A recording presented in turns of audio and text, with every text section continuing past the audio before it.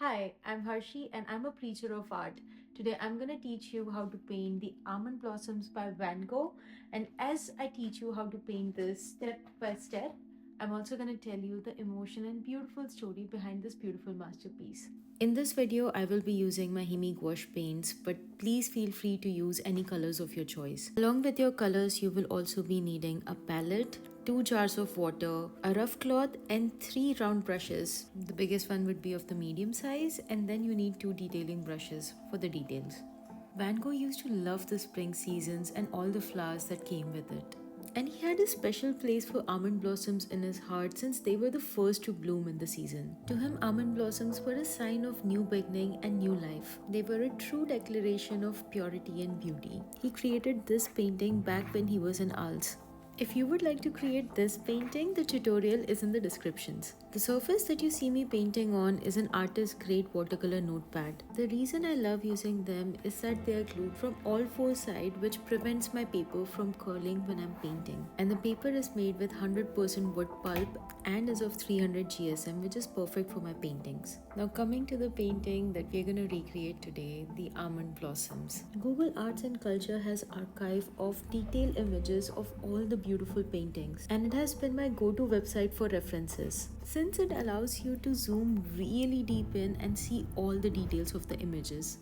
Now this painting is going to be done in 4 steps. The first step is just the background, then we're going to add the branches, then the flowers, and finally we will add the shadows and the details.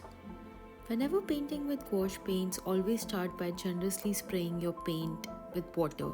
I even add a few drops of fragrance oil to my water to make my painting experience even more magical. This makes my paint, my painting, and the entire space smell amazing. Now for the background, we're gonna use 3 different shades of blue and white. Basically, you are going for an abstract patchy blue sky with different shades of blue in different areas.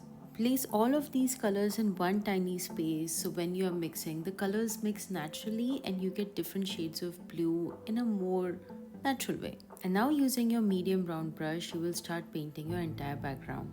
If you have seen the almond blossom painting, you know that there are no horizon or perspective in this painting, so you can easily paint it in portrait or in landscape. And since this painting is technically a landscape, I'm just gonna rotate it to paint Van Gogh's landless landscape.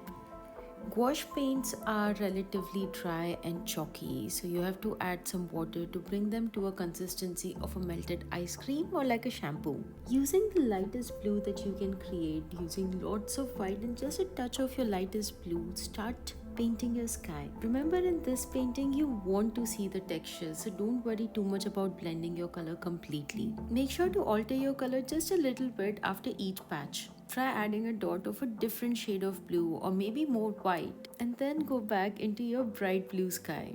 Create those tabby dab motion, and with each stroke try to relax a little bit more. Imagine that it is the end of the winter and the breeze is still cold yet pleasant.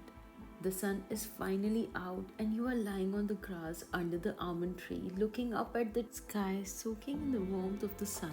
Using this tabby dab motion, paint the entire background with this blue color. A bright blue sky makes most of us happy, but this painting is very customizable. The absence of the perspectives gives you a freedom to choose whatever color you want. If you like a sunsetty sky, go for more pinky orange colors. Or say you want more clouds in your sky, you can add more white color patches. This background is extremely abstract, so make it your own. Trust me, no matter what you do, you cannot go wrong at this step. So sit back, relax, and slowly lose yourself in your beautiful sky.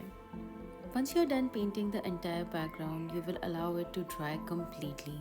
When I say dry, I mean it should not have any shiny patches. For this painting, the patterns are going to be your friend, so the more patches you see, the better your painting is going to look. So once your painting is completely dry, we will move on to the next step, which is adding the branches. For your branches, you will need a lot of white color, a little bit of your green, specifically your parrot green color, and mustard color. And you will be placing all of these colors in the same segment just like we did in our sky. We do this so we can alter the shades of our branches a little bit as we paint. In this step, we will only be making the base of our branches. with a mid-tone color. The details and outlines will come in later steps. Now using your small round brush or a detailing brush, you will mix these colors to find a light pistachio color. Add only a little part of the green and mustard as we will be using them to modify our color as we paint. For instance, the end of the branch which will be slightly warmer, we will be adding more mustard color, and some branches which will be behind will be cooler, so we will be adding more green color. Also add a little bit of water to your paint to bring it to a melted ice cream consistency.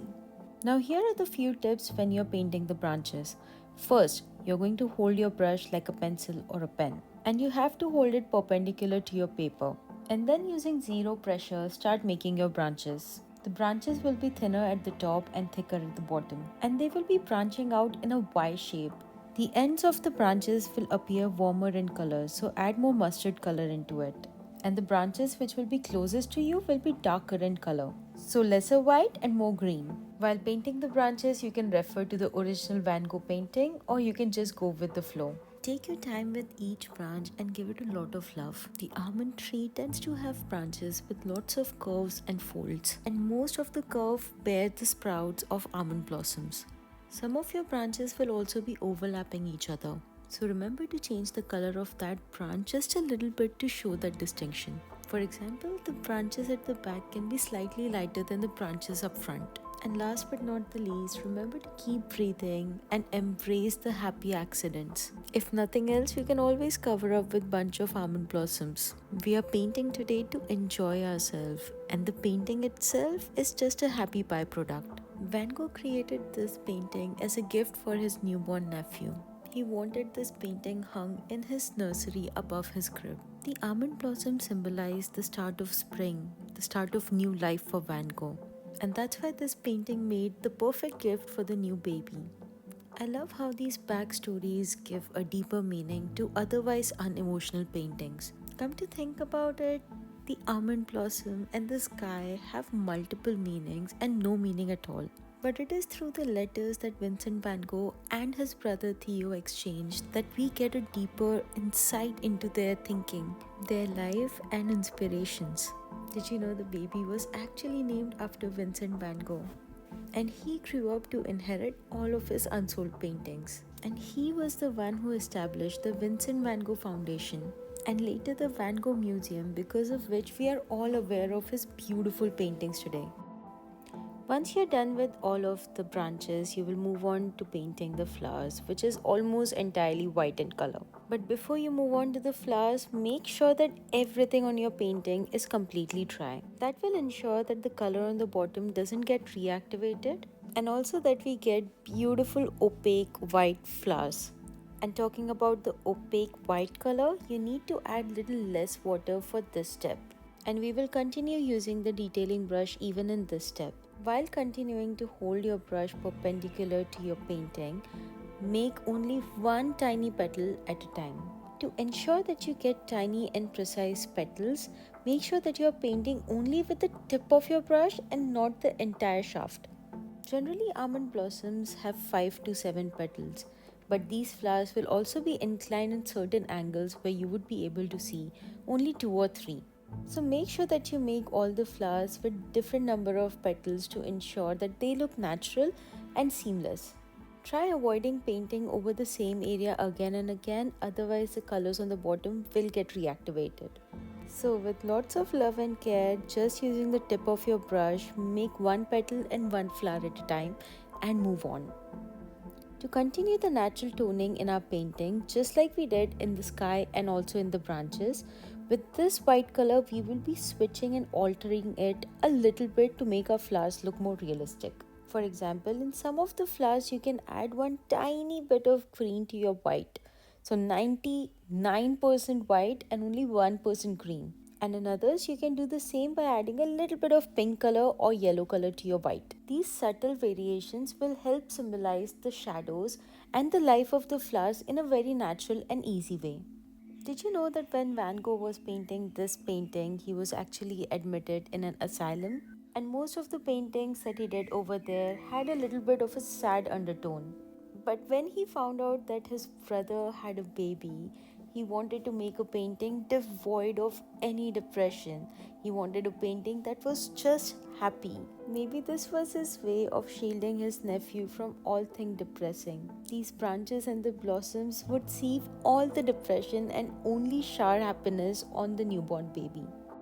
Keep referring back to the original painting and add the flowers on all the branches. And once you're happy with your flowers, allow them to let them dry completely before we add the details. Congratulations, we are down to our final step, which is adding the details and the shadows. Van Gogh at that time was heavily influenced by Japanese art, which is why you can see all the outline-like details in otherwise realistic painting. For the outlines, you will be using a dark green mixed with brown color instead of black. These mixed together will give a more realistic and subdued outline than black. And like we have been doing in all of the steps, we won't be mixing these colors completely, but we will be mixing these colors in different proportions so we can get darker and lighter shades, which we will use in different parts of our painting. If you have been avoiding water till now, please don't do that, because making details is very important to add water and bring your color down to an olive oil sort of a consistency. Once you're happy with your color, roll your brush just like this. You've got a pointy tip, and then with zero pressure, holding your brush perpendicular to your painting, make one little stroke at a time. You need a very steady hand to create the outlines, and to do that you can even hold your breath while you're painting. Keep referring back to the original painting to see where you need the outlines and how dark they need to be. On the branches, you will also see some of these parallel C-like curves, which adds the pattern of the tree and gives a third dimension to the painting. Again, pay key attention to what color all these lines are made of.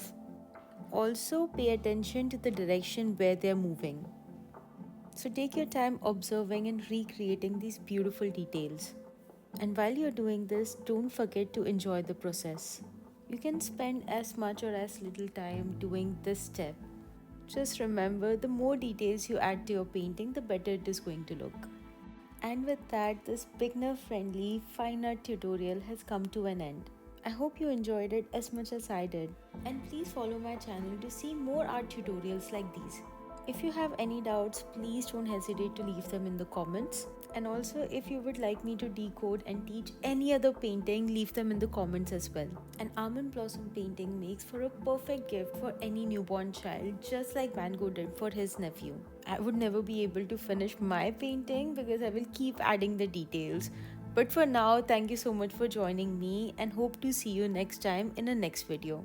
So until next time, keep making beautiful art and don't forget to enjoy the process. Bye.